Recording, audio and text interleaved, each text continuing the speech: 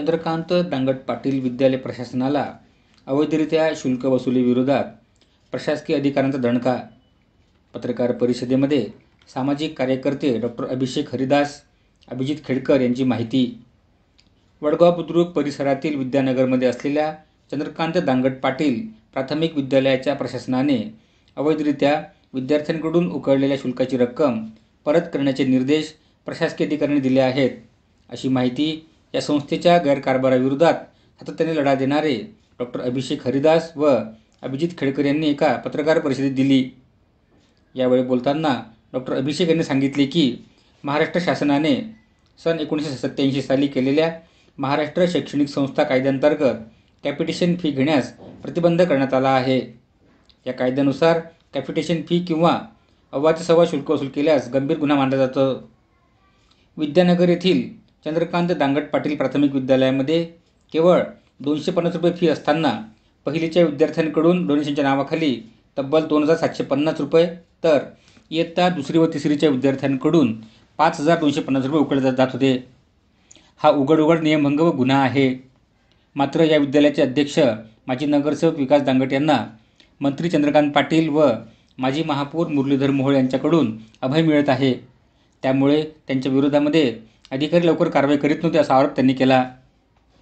डॉ. अभिषेक पुढे म्हणाले की शाळा व्यवस्थापनाच्या या अतिरिक्त शुल्क उकळण्याच्या धोरणाच्या विरोधात तसेच शाळेमध्ये सुरू असलेल्या विविध प्रकारच्या गैरव्यवहाराविरोधात आम्ही गेल्या अनेक महिन्यापासून संघर्ष करीत आहोत.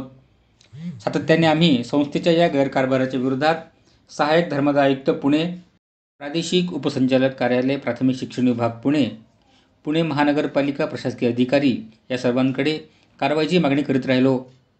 आम्ही या सर्व अधिकाऱ्यांना याबाबत कागदोपत्री सर्व पुरावे सादर केले.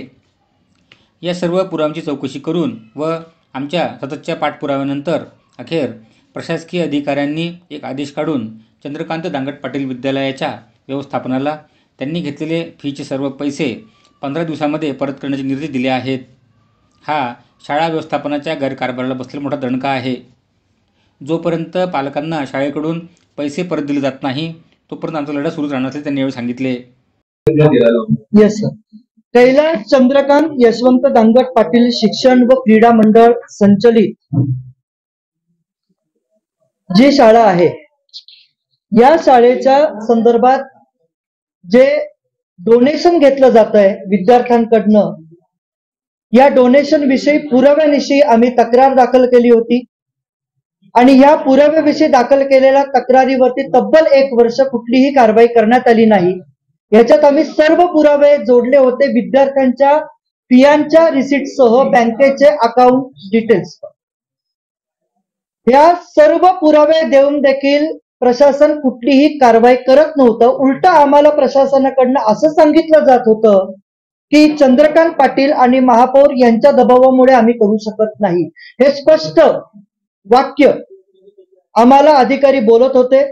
शेवटी 1 वर्ष कुठलीही कारवाई पुरावे देऊन होत नाही हे पाहिल्यानंतर आम्ही मेहरबान लोकायुक्त महाराष्ट्र राज्य यांच्याकडे तक्रार दाखल केली. तक्रारीनंतर माननीय लोकायुक्त यांनी दखल घेतली आणि त्यानंतर प्रशासन अधिकारी पुणे महानगरपालिका यांनी सदर शाळेला 15 दिवसात पैसे परत देण्याचे आदेश पारित केलेले आहेत. आणि अशा प्रकारे हे 1 वर्ष प्रकरण पेंडिंग होतं. म्हणजे 1 वर्षभर हा भ्रष्टाचार होऊ दिला गेला. केवळ जो व्यक्ती आहे हा व्यक्ती एक नगरसेवक होता आणि या नगरसेवकाच्या वजनापायी किंवा इव्हन पॉलिटिकल इंटरफेअरमुळे चंद्रकांत यशवंत दांगट पाटील शिक्षण व क्रीडा मंडळ पुणे यांच्या संचलित कैलास चंद्रकांत दांगट पाटील विद्यालय प्राथमिक विद्यालय याला 15 दिवसात फी परत द्यायचे आदेश दिलेले आहेत आणि पुढील कारवाईसाठी जर न दिल्यास पुढील कारवाई देखील करण्यात येणार आहे असं या आदेशात अगदी स्पष्ट केलेलं आहे.